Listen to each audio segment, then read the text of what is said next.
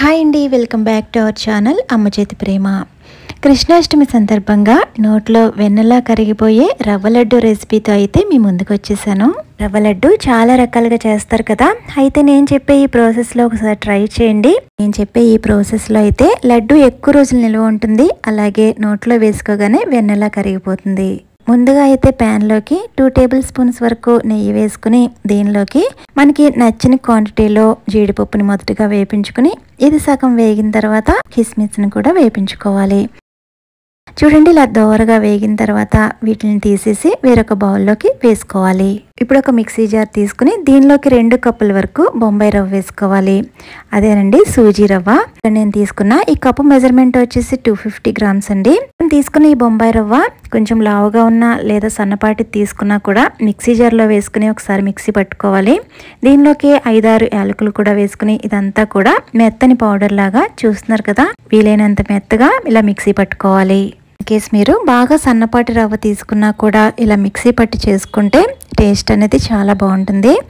మనం జీడిపప్పు వేపించగా మిగిలిన నెయ్యి ఉంది కదా, ఆ నేతిలోకి ఈ పౌడర్ అంతా వేసుకుని లో ఫ్లేమ్లో దీన్ని దోరగా వేపించుకోవాలి.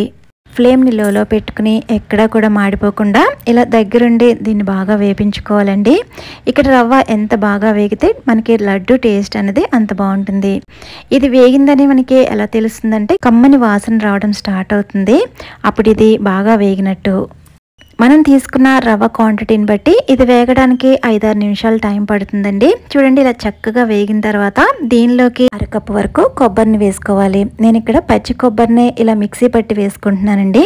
ఇది కొబ్బరి వేసుకోవడం కొంతమందికి ఇష్టం ఉంటుంది, కొంతమందికి ఇష్టం ఉండదు. మీకు నచ్చితే వేసుకోవచ్చు లేదా స్కిప్ చేసేయచ్చు. ఇలా కొబ్బరి వేసుకున్న తర్వాత ఫ్లేమ్ని లోలోనే ఉంచుకుని మరో 2-3 నిమిషాల పాటు బాగా వేపించుకోవాలి. చూడండి, చాలా చక్కగా వేగింది కదా. ఇప్పుడు దీన్ని అయితే పక్కకు దించేసుకుని కొంచెం చల్లారి పెట్టుకుందాము. స్టవ్ మీద వేరొక ప్యాన్ పెట్టుకుని 1.5 వరకు షుగర్ని వేసుకోవాలి. మనం తీసుకున్న 2 కప్పుల బొంబాయి రవ్వకి 1.5 వరకు షుగర్ కరెక్ట్గా సరిపోతుందండి. దీనిలోకి 3/4 కప్పు వరకు వాటర్ని వేసుకోవాలి. ఇప్పుడు ఫ్లేమ్ని మీడియంలో పెట్టుకుని వాటర్లో షుగర్ బాగా కలిసేంత వరకు ఇలా కంటిన్యూస్గా తిప్పుతూ ఉండాలండి. షుగర్ బాగా కరిగిన తర్వాత ఇదైతే లేత తీగ పాకం అయితే రావాలి. నేను ఇక్కడ చూపిస్తున్నాను చూడండి, ఇక్కడ పాకం అనేది పూర్తిగా తీగ ఫామ్ అవ్వకముందు ఇలా కట్ అవుతూ ఉండాలి. ఈ స్టేజ్లో ఇంకా స్టవ్ ఆఫ్ చేసేసి మనం ఏదైతే రవ్వ వేపించుకుని పక్కన ఉంచుకున్నామో దానిలోకి ముందుగా అయితే వేపించుకున్న డ్రై ఫ్రూట్స్ని వేసేసుకున్న తర్వాత ఇలా పాకం తయారు చేసుకున్నాం కదా, ఈ పాకాన్ని కూడా ఇందులో వేసేసుకోవాలి. ఇప్పుడు ఫ్లేమ్ని లోలోనే ఉంచుకుని ఇలా కంటిన్యూస్గా కలుపుతూ ఉండాలండి.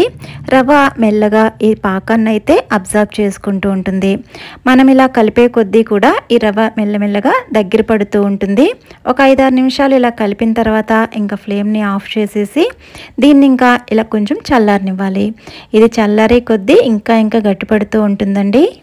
ఇక్కడ పూర్తిగా చల్లారిన తర్వాత రవ్వ అయితే ఇక్కడ చూపిస్తున్నట్టు ఈ విధంగా గట్టిపడుతుంది.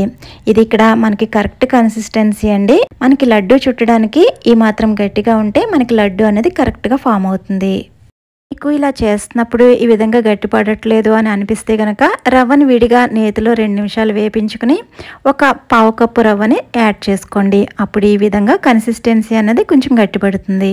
చుట్టేటప్పుడు చేతికి కంపల్సరీ రవ్వ అంటుకుంటూ ఉంటుందండి, అందుకని చేతిని కొంచెం నేతిలో బాగా తడుపుకొని అప్పుడు లడ్డు చుట్టుకోవాలి.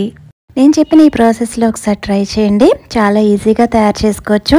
ఎక్కువ రోజులు నిల్వ ఉండడంతో పాటు నోట్లో వేసుకోగానే వెన్నలా కరిగిపోతుంది. మీకు ఈ వీడియో నచ్చితే లైక్ చేయడం మర్చిపోవద్దు. Thank you for watching.